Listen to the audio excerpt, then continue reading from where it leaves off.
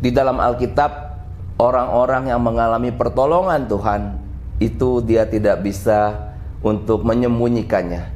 Ada suatu dorongan dalam hati yang sangat besar untuk berkata-kata kepada sebanyak mungkin orang. Mungkin Bapak Ibu ingat tentang kisah perempuan Samaria misalnya, kisah orang yang buta tapi kemudian bisa melihat, sampai kemudian kisah Lazarus yang setelah mati 4 hari Tuhan Yesus bangkitkan, dan setelah itu rumahnya tidak pernah sepi lagi.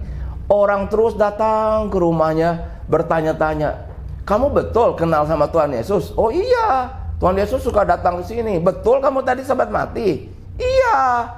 Dan kemudian Tuhan Yesus bangkitkan. "Ya inilah aku buktinya." Wah, luar biasa ya.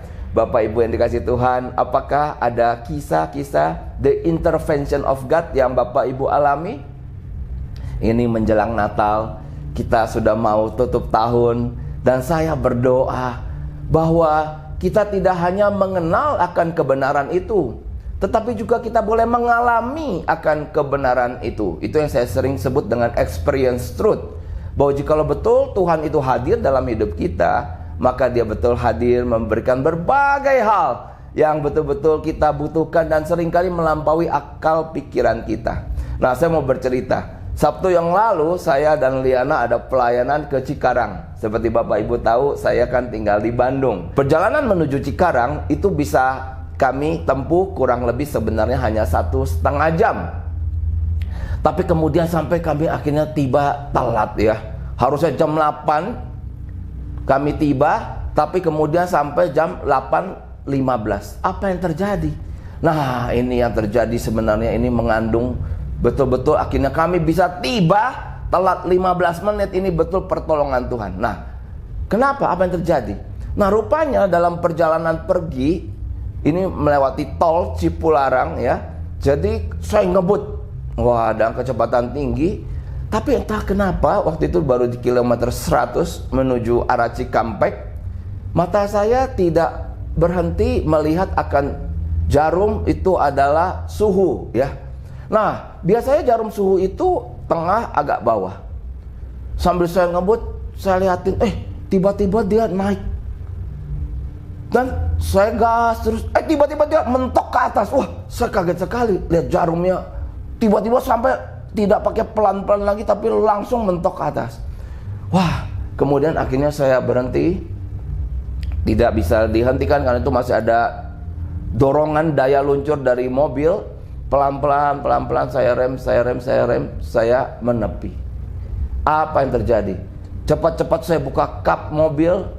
Wah, saya buka tutup radiator, tapi sebelumnya itu kan panas sekali ya, harus ditutup dengan kain. Wah, asap keluar. Apa yang terjadi? Air radiator habis. Loh, kok bisa?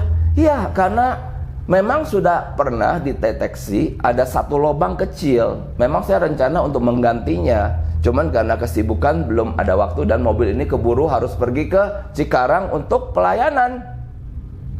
Nah, akhirnya waktu saya pergi, betul, air radiator itu sampai habis. Waktu saya kemudian isi sampai 5,5 liter, itu 3,5 botol lebih.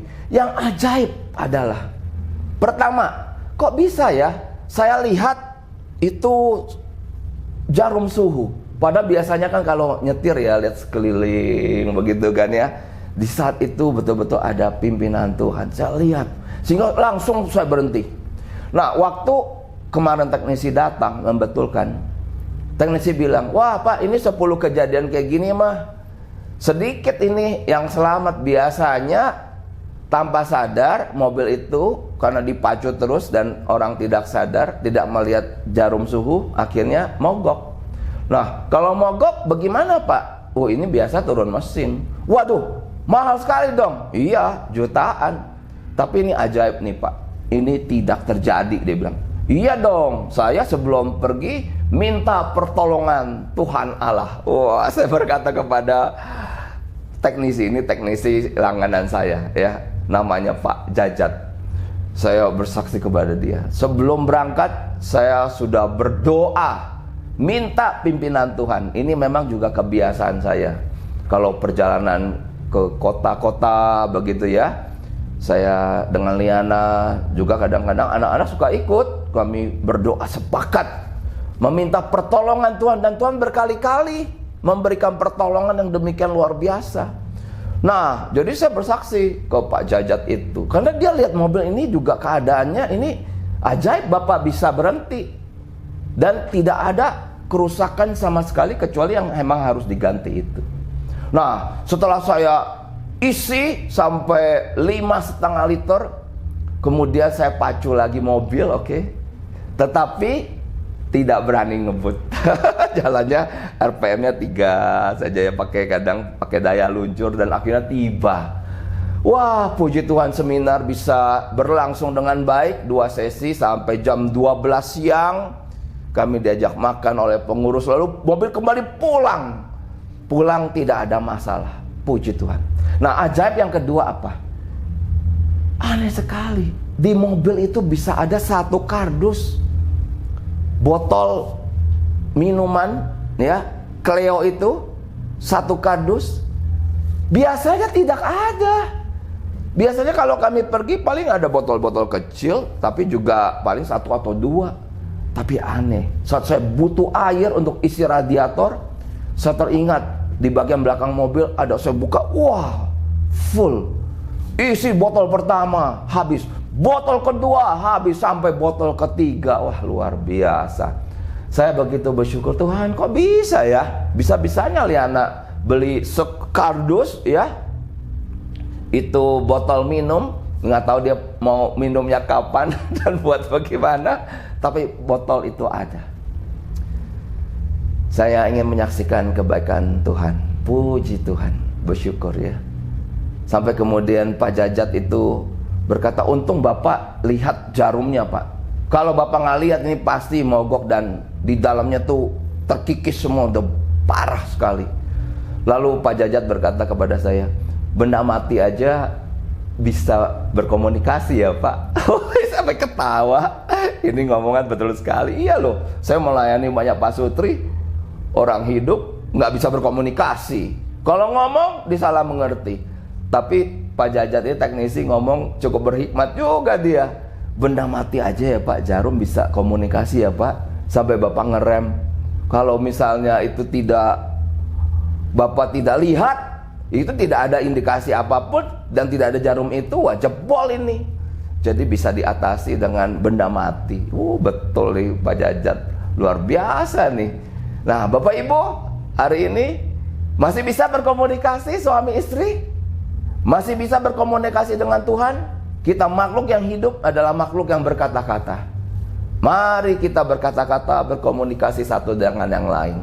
Suami istri, orang tua anak, jangan dipendam. Jangan berbicara dengan bahasa simbol yang tidak dimengerti. Ingat, jarum saja ya, bisa kasih tahu saya. Itu naik, langsung saya berhenti, langsung akhirnya bisa mobil tersebut dapat pertolongan. Puji Tuhan, puji Tuhan.